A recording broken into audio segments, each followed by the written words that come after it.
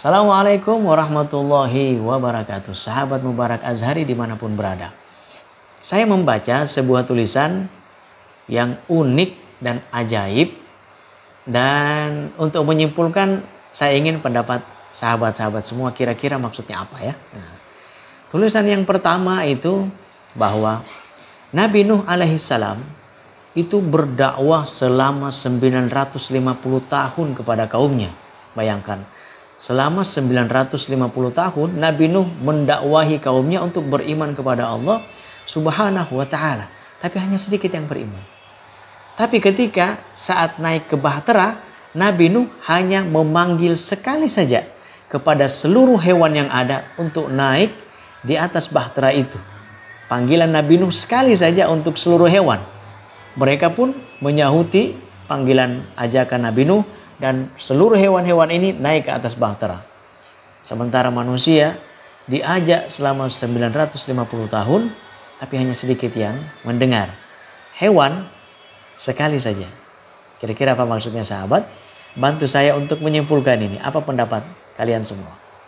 Kemudian yang kedua, istri Fir'aun, Imra'atu Fir'aun, istri Fir'aun itu besar dan tumbuh berkecimpung, kemudian berada dalam suasana dan kekuasaan Fir'aun. Orang yang tagut, yang durhaka kepada Allah, mengaku diri sebagai Tuhan. Tapi dia bisa beriman kepada Allah dan mengikuti ajaran Nabi Musa alaihissalam. Sementara istri Nabi Nuh itu besar dan tumbuh dan bersama-sama seorang nabi bahkan ya.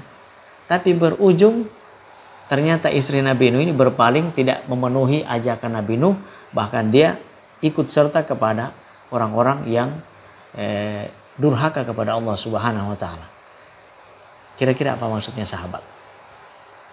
Besar, tumbuh dalam kondisi yang zalim, tapi tidak serta-merta membuat dia juga zalim. Di satu sisi ada lagi yang besar, selalu bersama dengan Nabi, tapi ternyata di akhirnya dia ikut bersama orang-orang yang membangkang dan tidak mau beriman kepada Nabi Nuh alaihissalam. Tulisan yang ketiga yaitu Nabi Ibrahim ketika bermimpi diperintahkan untuk menyembelih anaknya Nabi Ismail. Nabi Ismail itu mengikuti ajakan dan perintah ayahnya seikhlas-ikhlasnya. Bahkan menyuruh ayahnya untuk menajamkan pisaunya, menutup matanya, supaya tak ada belas kasihan saat sembelihan itu dilakukan. Begitu ikhlasnya. Tapi sementara anak Nabi Nuh alaihissalam di satu sisi ketika banjir bah datang, Nabi Nuh perintahkan, wahai anakku, mari naik ke atas bahtera. Tapi anak Nabi Nuh membangkang, tidak mendengarkan bahwa dia akan pergi ke tempat yang tinggi. Dia akan pergi ke gunung untuk bisa selamat di sana.